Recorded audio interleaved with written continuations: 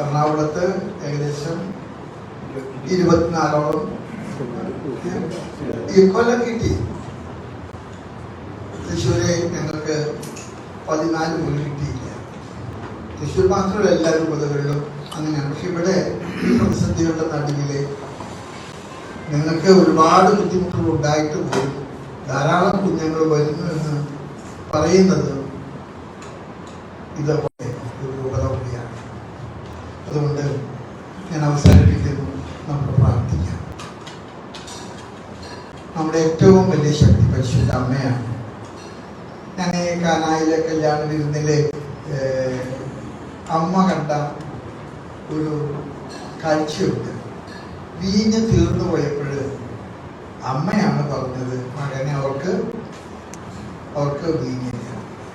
She was the first who brought the pathetic condition to the attention of Jesus.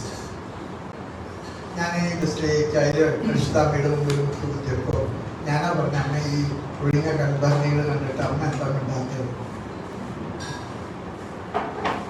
ഒരുപക്ഷെ കൽബാനികളില് കോരി നിറച്ചത് വെള്ളമാണെന്നാണ് ഞാനൊക്കെ ആദ്യം പ്രസംഗിച്ചിരുന്നത്. പക്ഷെ when we started to go deep into the Bible, the jars were filled not with water but with tears. Ernakulam അതിരൂപത കൽബർണികള് കണ്ണുനീരാൽ നിറയ്ക്കപ്പെട്ട ഒരു രൂപതയാണ്. അത് പരിശുദ്ധ അമ്മ മധുരമുള്ള വീഞ്ഞാക്കി മാറ്റുമെന്ന് എനിക്ക് ഉറപ്പുണ്ട്.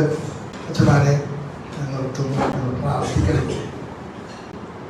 പിതാവ് സഭയുടെ പിതാവും തലവനൊക്കെ ആയിരുന്നു അറിവ് പറയുമ്പോൾ എനിക്ക് എന്തൊരു അസ്വസ്ഥതയാണ്.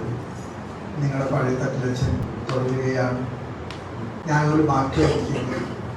ഇവിടെയുള്ളവർ കാരണം ഞാൻ സെമിനാരി തുടങ്ങിയപ്പോൾ എൻ്റെ കൂടെ ജോലി ചെയ്ത എൻ്റെ അച്ഛനും അറിയേണ്ട അച്ഛനും സോണി പോലെയുള്ള നിങ്ങളുടെ കൊച്ചന്മാരിലെ കുറേ മിടുക്കന്മാർ എൻ്റെ കയ്യൊപ്പുള്ള കൊച്ചന്മാരാണ്.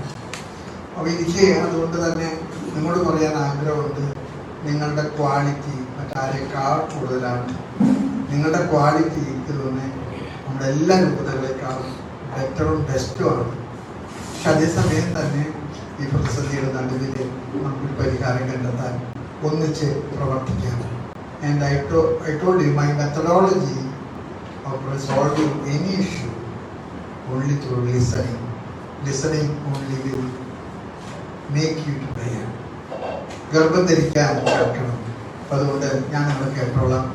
നിങ്ങൾ പറയാനുള്ളതൊക്കെ പറയണം. നമുക്ക് ഒന്നിച്ച് പ്രവർത്തിക്കാം. ദൈവം നിങ്ങളെ അനുഗ്രഹിക്കട്ടെ. ഇനി ഞങ്ങൾ വന്ന് കണ്ടോളാം. ബോസ്കോ പിതാവുള്ളത് കൊണ്ടും വാസിൽ പിതാവുള്ളത് കൊണ്ടും എൻ്റെ പരിമിതികളുടെ നടുവിൽ എനിക്കധികം ഇൻ്റർവെൻഷന് സാധ്യതയില്ല. എങ്കിൽ പോലും സഭയുടെ ഹെഡ് ഫാദർ എനിക്ക് ചെയ്യാൻ പറ്റാവുന്ന മുഴുവൻ ഞാൻ ചെയ്യും. ഞാനും നിങ്ങളുടെ കൂടെ ചിലപ്പോൾ കർത്താവ് പറഞ്ഞതുപോലെ ഒരു എക്സ്ട്രാ മൈൽ, അത് വളരെ അർത്ഥമുള്ള ഒരു വാക്കാണ്. Extra mile. എന്നോട് 1 മൈൽ നടക്കാൻ പറഞ്ഞ കൂട്ടത്തിലെ നീ 1 മൈൽ കൂടെ ഒരുപക്ഷെ അത് നമുക്ക് ആ 1 മൈല് നടക്കാനുള്ള വിളിയാണ് എൻ്റെ ദൗത്യമെന്ന് ഞാൻ കരുതുന്നു. ദൈവങ്ങളെ അനുഗ്രഹിക്കട്ടെ. എനിക്ക് വേണ്ടി പ്രാർത്ഥിക്കണം.